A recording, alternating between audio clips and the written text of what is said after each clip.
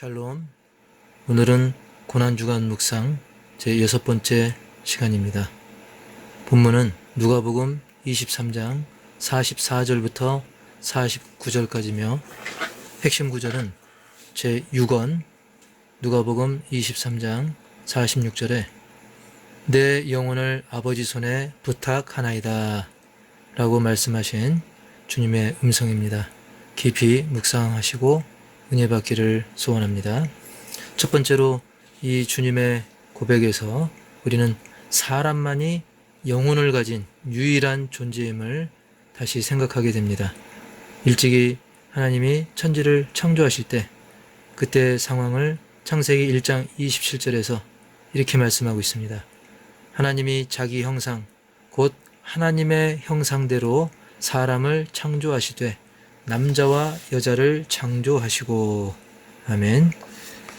이 구절에서 알 수 있는 것 같이 오직 사람만이 유일하게 하나님의 형상대로 창조된 것이죠.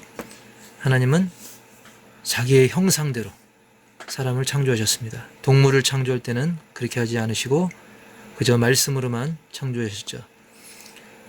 창세기 2장 7절에도 보면 여호와 하나님이 땅의 흙으로 사람을 지으시고 생기를 그 코에 불어 넣으시니 사람이 생명이 되니라. 아멘. 오직 사람만을 직접 그 코에 생기를 불어 넣으셔서 지으셨습니다. 그리고 동물에 대해서는 창세기 9장 3절에 이렇게 말씀하고 있습니다.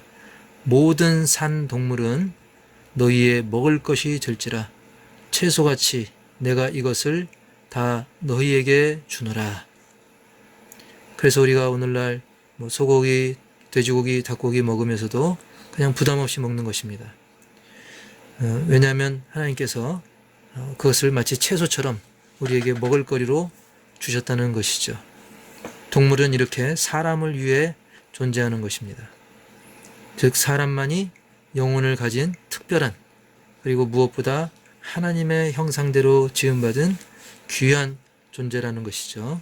물론 죄로 인해서 변질되고 타락한 부분이 있긴 하지만 근본적으로는 사람만이 이렇게 하나님의 형상대로 지음을 받은 귀한 존재이기에 이제 예수 그리스도의 보혈의 공로로 그 놀라운 하나님의 형상을, 그 귀한 하나님의 형상을 회복을 해 나가야 되는 것입니다.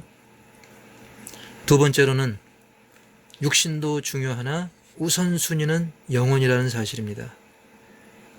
로마서 8장 6절에 육신의 생각은 사망이요 영의 생각은 생명과 평안이니라. 사실 육신 자체가 죄악은 아니죠. 왜냐하면 우리의 육신도 하나님의 작품입니다. 다만 그 육에 치우친다든지 육적인 일에 모든 시간과 에너지를 쏟느라 하나님을 바라보지 못하게 하는, 그러면 그 육신이 우상이 되는 것입니다. 그래서 육신 자체는 죄는 아니지만 그것에 기울어져 사는 삶은 결국 죄악과 사망으로 치닫게 하는 것이고 하나님의 생각과 멀어지게 되는 것입니다. 그래서 육신의 생각은 사망이고 영의 생각은 생명과 평안이라고 말씀하고 있습니다. 우리의 우선순위 바로 영혼이 더 귀하고 소중하며 오직 사람에게만 영이 있다는 사실을 우리가 기억하고 더 영적인 삶에 우선순위를 두고 영적 유익을 더 우선적으로 추구해야 되는 것입니다. 그래서 요한 3서 2절에도 사랑하는 자여 내 영혼이 잘됨 같이 네가 범사에 잘되고 강건하기를 내가 간구하노라. 아멘.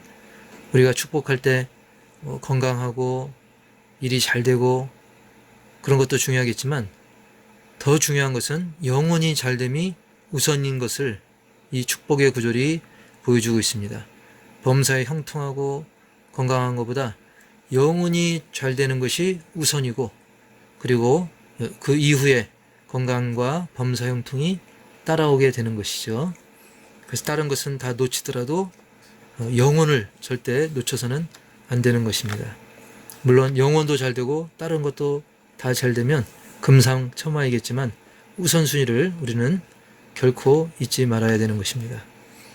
그리고 세 번째로는 하나님만이 영혼을 온전히 주관하신다 라는 말씀입니다. 마태복음 10장 28절에 몸은 죽여도 영혼은 능히 죽이지 못하는 자들을 두려워하지 말고 오직 몸과 영혼을 능히 지옥에 멸하실 수 있는 이를 두려워하라. 아멘. 비록 악이 아무리 강성할지라도 영혼만큼은 멸할 수가 없습니다. 하나님께 달려있는 것입니다. 물론 육신과 영혼 다 하나님께 달려있지만 때로는 악의 세력과 환경과 여러 가지 방해하는 것들이 우리의 육신을 괴롭게 할 수도 있습니다. 하지만 그로 인해서 우리가 영혼까지 빼앗겨서는 안 됩니다.